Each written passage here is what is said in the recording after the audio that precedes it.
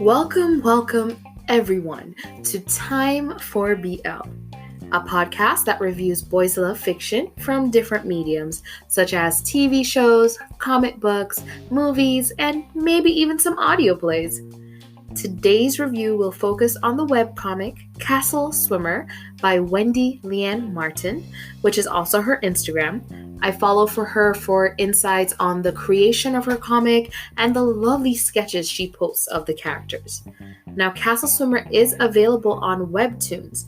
It is a free app that features comics from creators whose works may not be available in the mainstream comic book world. Now, as of recording this episode, Castle Swimmer is the 6th most popular series on the app. It also holds the title for the #1 fantasy comic. It has 1.3 M, which I believe stands for million subscribers, and holds a fan rating of 9.87 out of 10. And trust me, it deserves every praise it receives. Castle Swimmer starts with the birth of the Beacon, who was created by the god of the surface world to be the chosen one of the sea creatures.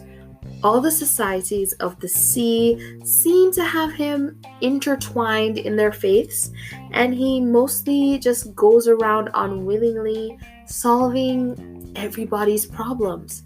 And especially since the prophecies aren't always fulfilled the way the mer people expect them to be, he doesn't really know if he's doing a good job or not. He is beloved by fish that seem to just follow him faithfully, and he does show a deep respect for sea life. No matter how much he questions his existence, he is always ready to do the duty of the beacon, even when he doesn't want to.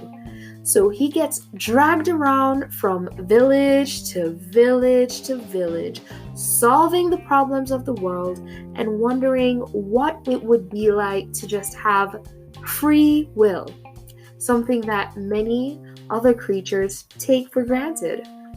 Now, enter Prince Charming. Enter Prince Siren, whose village is in kind of a misery. There is a curse on this village, and they are awaiting the arrival of the beacon to help break that curse, and that way they can be saved from their misfortune. But the problem is the prince himself is not sure if he has what it takes to fulfill this prophecy.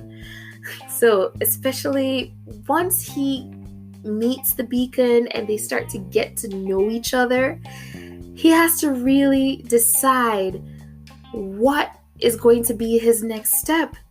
He has to face his people who just always seem so understanding of him and just love him unconditionally, and try to decide who he could really stand to harm in this whole situation.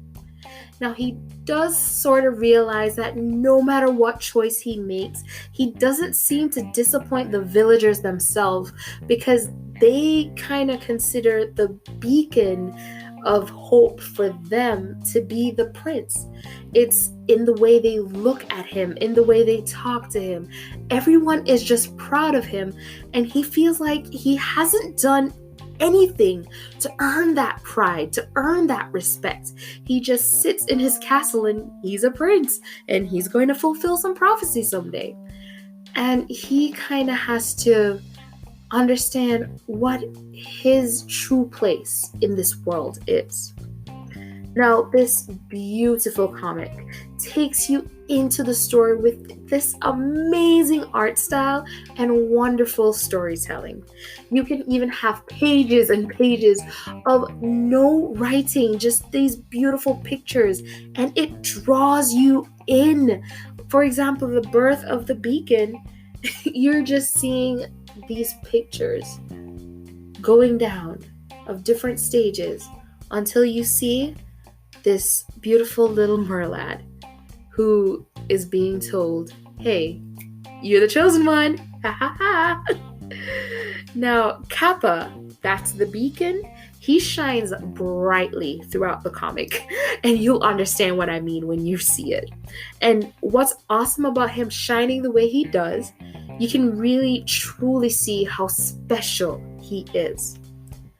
The shark race themselves, they are depicted in such an individual way where each scar just looks distinct to each creature. Now, definitely when it comes to the artwork, I just feel like Wendy nailed it. The sand, the buildings, the plant life, it all makes you just wish that you could grow a tail and jump in. Or maybe that's just me wishing I could grow a tail and jump in. Who knows? Now, another part of the storyline that I just enjoyed is the acceptance that every character just seems to receive. We have gay princes and transgender queens who are loved for who they are, and no one really focuses on, what they are. They're loved for just being themselves. Well, we did get a little background on the Queen, telling the emotional story of what it was like to be a prince who felt like a princess. And I felt for her and was proud to see that she grew to be a proud, confident queen. Now, I'm trying my best not to give away too many spoilers on the story because I just want everyone to go over to Webtoon, the app, and read the comic themselves. It is currently on season 2 and it's off to a beautiful start. So go ahead, download Webtoons, and check out Castle Swimmer. And don't forget to follow Wendy Lian Martin on Twitter at Wendy Comics. And also find her on Instagram for sketches of her main characters. She has really some beautiful pencil-like sketches on her Instagram that I really did enjoy seeing. Now, you can also follow me on Instagram. My handle is Time4BL for updates that I'll be posting on there about what I plan to do next, where I'm going with this podcast, because I really want this to form a sort of community where we get to share different titles.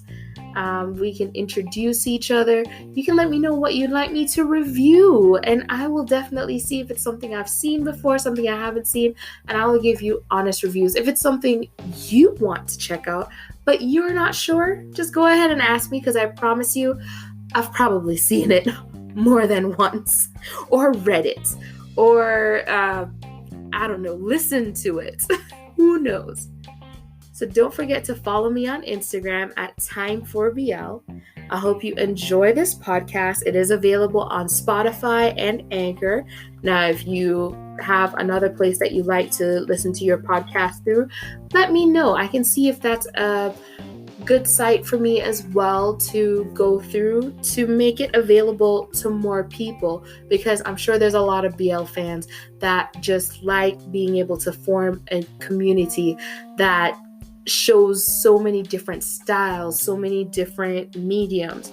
Like I said, I want to make sure I focus not just on comic books, but also on TV shows, on movies, and it doesn't have to be a specific language. I love the dramas from Thailand. I am a huge Studio Wabi Sabi fan. I am not gonna lie. I think I've seen every single thing they've put out so far. Now, thank you so much for tuning in to this episode of Time4BL. My name is JD Young, and see you next time when we make some time for BL. Have a wonderful, wonderful, wonderful day, evening, night, morning, whenever you're listening to this. Love you. See you next time. Bye-bye.